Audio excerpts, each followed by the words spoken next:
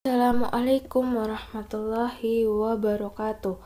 Perkenalkan, nama saya Nur Iga Risna Mustika dengan NIM 2018-12099 dari kelas A Teori Akuntansi. Di sini saya akan mempresentasikan tentang kerangka konseptual. Apa sih kerangka konseptual itu? Kerangka konseptual adalah struktur teori akuntansi yang didasarkan pada proses penalaran logis yang menjelaskan apa yang harus dilakukan apabila ada fakta atau fenomena baru.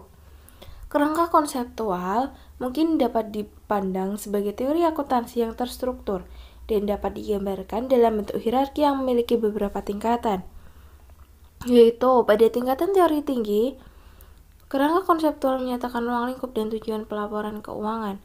Pada tingkatan teori selanjutnya, kerangka konseptual mengidentifikasi dan mendefinisikan karakteristik kualitatif dari informasi keuangan dan elemen pelaporan keuangan. Pada tingkatan operasional yang lebih rendah, kerangka konseptual berkaitan dengan prinsip-prinsip dan aturan-aturan tentang pengukuran dan pengakuan elemen laporan keuangan dan tipe informasi yang perlu disajikan. Mengapa kerangka konseptual itu diperlukan? Ya, mungkin benar bahwa profesi akuntan sejauh ini mampu bertahan tanpa adanya teori akuntansi yang disusun secara formal dan mungkin akan tetap melakukan hal yang sama di masa sekarang. Meskipun demikian, ada argumen yang menyatakan bahwa munculnya berbagai masalah dalam praktik akuntansi sering disebabkan oleh tidak adanya teori umum. Laporan khusus yang dibuat oleh salah satu komite dari New York Stock Exchange tahun 1934 sebagai berikut. Semakin banyak alternatif praktik akuntansi akan menyebabkan perusahaan memiliki kebebasan untuk memilih metode akuntansi mereka sendiri dalam batas-batas yang sangat luas sesuai dengan referensi yang dibuat. Accounting Principles Board (APB), badan yang dibentuk sebelum diganti oleh Financial Accounting Standards Board atau FASB, mengakui hal tersebut ketika badan tersebut mendefinisikan makna GAAP. Ya, meskipun kerangka konseptual tersebut belum dapat memecahkan semua masalah, sebenarnya ada beberapa manfaat yang dapat diambil dari pendekatan kerangka konseptual dalam menentukan standar akuntansi. Di sini, FASB mengidentifikasi 4 manfaat yang dapat diperoleh dari kerangka konseptual. Apa saja manfaatnya? Manfaatnya adalah yang pertama sebagai pedoman dalam menentukan standar akuntansi. Yang kedua, sebagai kerangka referensi untuk memecahkan masalah akuntansi apabila standar yang sekarang ada tidak mengatur isu baru yang muncul. Dan yang ketiga, sebagai dasar membuat pertimbangan atau judgement dalam menyajikan laporan keuangan. Dan yang keempat, meningkatkan daya banding dengan cara mengurangi berbagai alternatif metode akuntansi yang ada. Perumusan kerangka konseptual. Adanya kebutuhan akan kerangka konseptual yang dapat diterima secara umum mendorong FASB mengeluarkan Discussion Memorandum berjudul Conceptual Framework for Financial Accounting and Reporting, Element of Financial Statement and Their Measurement pada tahun 1976. Dari hasil kerja dan tulisan tersebut, akhirnya pada periode 1978 sehingga 1985 dihasilkan 6 komponen kerangka konseptual dengan nama Statement of Financial Accounting Concept. Hierarki ruang lingkup dan komponen kerangka konseptual FASB terdapat 3 level, yaitu level pertama, tujuan pelaporan keuangan. Pada level pertama, kerangka konseptual menjelaskan tentang tujuan pelaporan keuangan dan menjelaskan definisi pelaporan keuangan yang memiliki cakupan yang berbeda dengan laporan keuangan. Selanjutnya level kedua, itu tentang karakteristik kualitatif dan elemen laporan. Kerangka kualitatif, informasi yang disajikan dalam laporan keuangan merupakan faktor penting yang harus diperhatikan dalam menyajikan laporan keuangan. Level ketiga, postulat, prinsip, dan keterbatasan. Level ketiga merupakan pedoman operasional yang digunakan dalam mengukur dan mengakui elemen laporan keuangan serta menyajikan informasi keuangan. Selanjutnya, kerangka konseptual Indonesia. Tujuan dan ruang lingkup.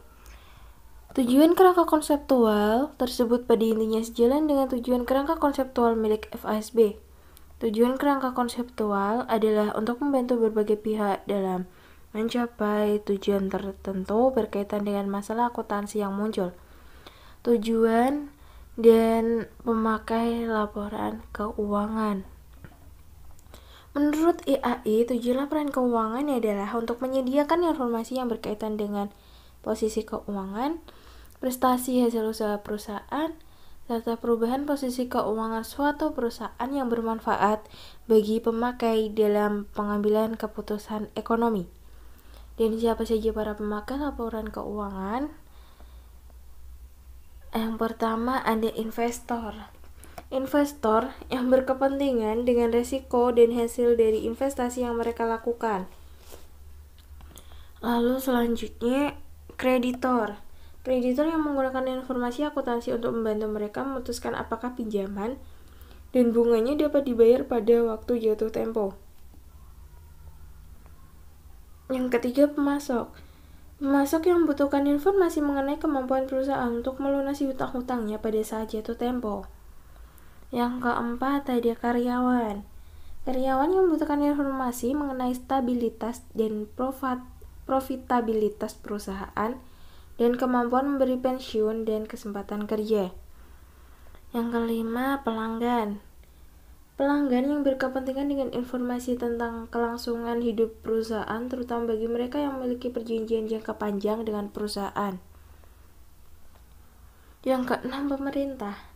Pemerintah yang berkepentingan dengan informasi untuk mengatur aktivitas perusahaan, menetapkan kebijakan pajak, dan menyusun statistik pendapatan nasional, dan lain-lain. Yang ketujuh, ada masyarakat. Masyarakat yang berkepentingan dengan informasi tentang kecenderungan dan perkembangan terakhir kemakmuran perusahaan serta berbagai aktivitas yang menyertainya. Asumsi dasar. Dalam kerangka dasar penyusunan dan penyajian laporan keuangan disebutkan bahwa ada dua asumsi dasar yang digunakan dalam akuntansi, yaitu yang pertama, dasar accrual. Agar laporan keuangan mencapai tujuannya, laporan keuangan disusun atas dasar konsep accrual. Atas dasar asumsi ini, pengaruh peristiwa atau transaksi diukur dan diakui atau dicatat dalam laporan keuangan pada saat terjadinya, bukan pada saat diterima atau dikeluarkannya kas. Dengan asumsi ini, laporan keuangan diharapkan dapat memberikan informasi tentang masa lalu yang melibatkan penerimaan dan pembayaran kas, serta kewajiban pembayaran kas di masa mendatang dan sumber daya yang menggambarkan kas yang akan diterima di masa mendatang. Kelangsungan hidup. Dalam penyusunan laporan keuangan diasumsikan bahwa perusahaan akan hidup terus dan akan melanjutkan usahanya di masa mendatang. Dengan demikian, perusahaan dianggap tidak bermaksud melikuidasi usahanya dan memperkecil atau mengurangi secara material skala usahanya. Apabila perusahaan akan melakukan hal tersebut, maka informasi mengenai rencana likuidasi dan penurunan skala perusahaan harus diungkapkan dalam laporan keuangan. Karakteristik kualitatif dan kendala informasi. Karakteristik yang digunakan IAI adalah dapat dipahami, relevan, keandalan, dan daya banding. Masing-masing elemen kualitas tersebut juga sangat tergantung pada kualitas lainnya seperti yang diungkapkan oleh FASB. Misalnya relevan dipengaruhi oleh kualitas predictive value, feedback value, dan timelines.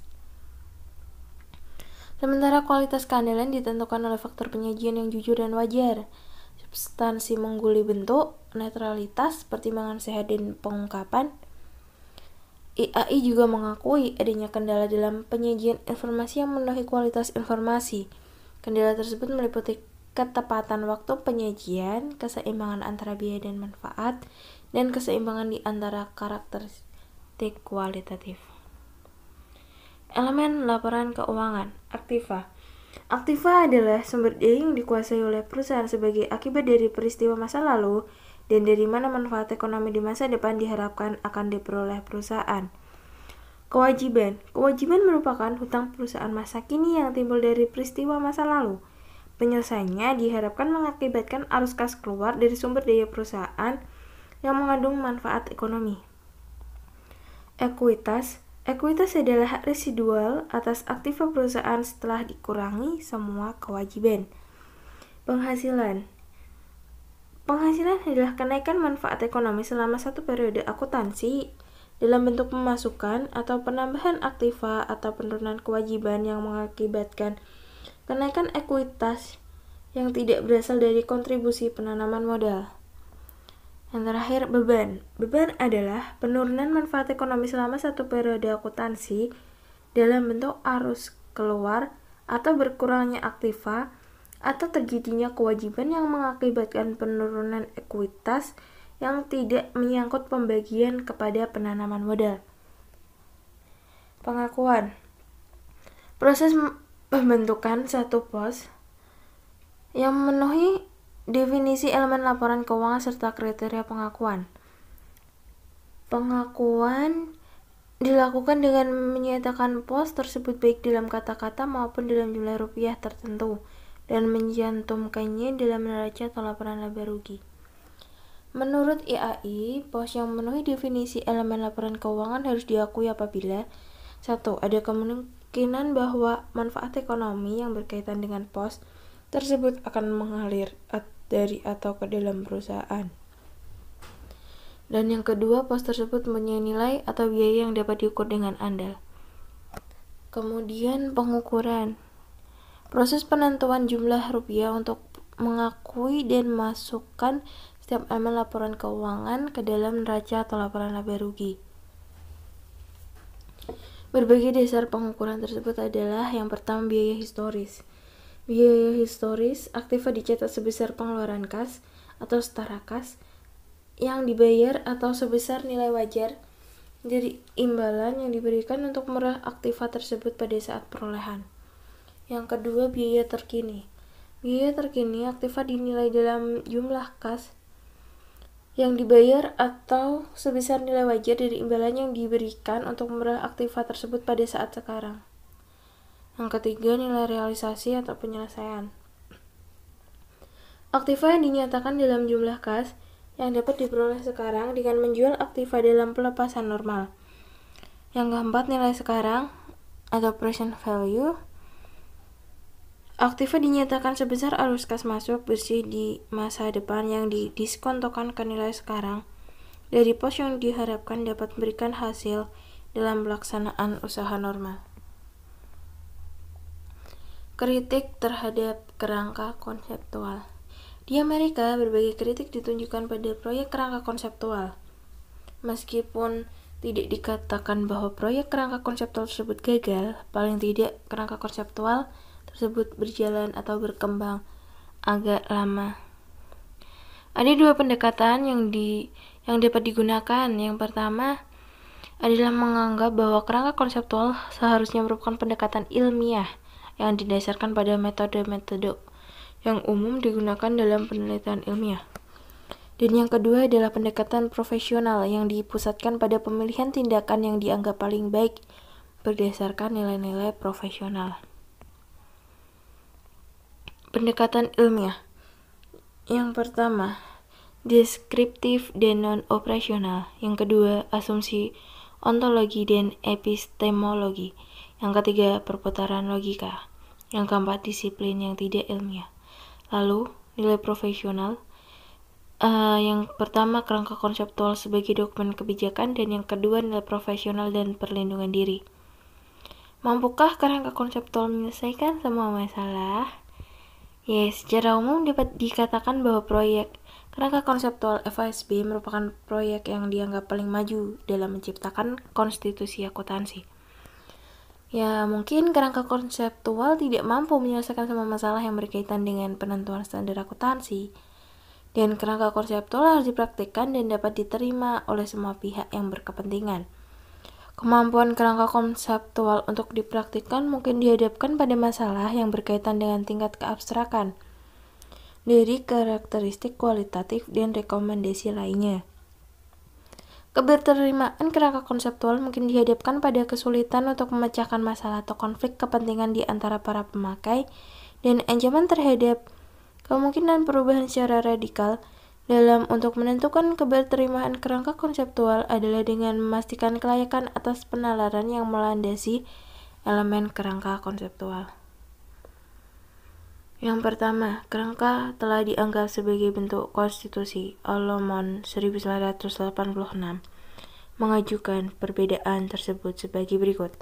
Yang pertama, konstitusi memiliki kekuatan hukum, sedangkan kerangka konseptual tidak memiliki otoritas pelaksanaan. Yang kedua, konstitusi terdiri dari elemen yang bersifat arbitrer, seperti jangka waktu pemilihan jumlah anggota parlemen. Dan yang ketiga, ada perbedaan yang signifikan di antara berbagai negara di dunia dalam merancang konstitusi. Lalu yang kedua dari Miller 1985. Yang pertama, Accounting Principle Board mengalami kegagalan karena badan tersebut tidak memiliki kerangka konseptual. Yang kedua, FASB tidak akan berhasil kalau tidak memiliki tingkat kerangka konseptual. Yang ketiga, kerangka konseptual akan menghasilkan standar yang konsisten. Yang keempat, kerangka konseptual dapat mengatasi standar yang berlebihan atau overload. Yang kelima, kerangka konseptual FASB hanya mencakup status quo dan praktik akuntansi. Yang keenam, proyek kerangka konseptual membutuhkan dana yang lebih besar dari yang seharusnya. Yang ketujuh, FASB akan merevisi standar yang ada agar konsisten dengan kerangka konseptual. Dan yang terakhir, FASB telah membatalkan kerangka konseptual. Selanjutnya, yang ketiga, kerangka konseptual tidak dapat memberikan jawaban atas semua pertanyaan yang timbul. Kerangka konseptual hanya memberikan arah dalam penentuan standar dan mengurangi pengaruh terhadap pribadi dan tekanan politik dalam membuat pertimbangan akuntansi. Pachter 1988. Terakhir, kerangka konseptual IFRS. Dalam tahun 2002, IASB dan FASB telah menandatangani perjanjian Norfolk yang berisi komitmen mereka untuk melakukan konvergensi antara GAAP dan IFRS. Sebagai bagian dari kerjasama ini, FASB dan IASB bekerjasama mengembangkan kerangka konseptual yang akan menjadi dasar penyusunan standar akuntansi bersama. Dan proyek penyusunan kerangka konseptual ini meliputi 8 tahapan, yaitu objektif dan kualitatif karakteristik. Yang kedua, elements and recognition. Yang ketiga, measurement. Yang keempat, reporting entity. Yang kelima, presentation dan disclosure. Yang keenam, framework for a GAAP hierarchy. Yang ketujuh, applicability to the not-for-profit sector. Yang kedelapan, remaining issue.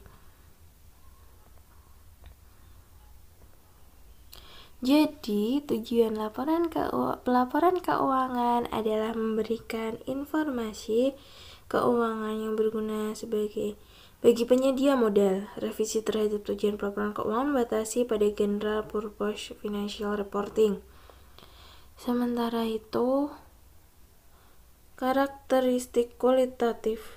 Kualitas informasi dibagi menjadi dua jenis, yaitu karakteristik fundamental dan kualitatif karakteristik.